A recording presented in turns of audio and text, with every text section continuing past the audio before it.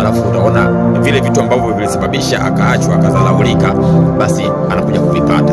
Wengi wametupwa kwa staili hii, yani wengi waliokaa kwenye nafasi nzuri za kimaisha, ukiwauliza kwa nini mko hapa, wanakuambia bwana, siri kubwa, niletewa dharau na mpenzi wangu, niliachwa na mke wangu, niliachwa na mtu ambaye nampenda sana, kwa sababu sikuwa na pesa, kwa sababu sikuwa na elimu, sikuwa na mali. That's why akapata hasira ya kupambana na mwisho wa siku akafika alipotakiwa kufika.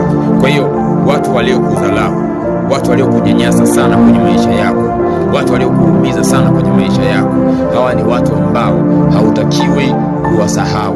Ni watu wa muhimu sana kwenye maisha yako, ila angalizo katika kundi hili la pili la watu ambao wamekudharau na kukunyanyasa.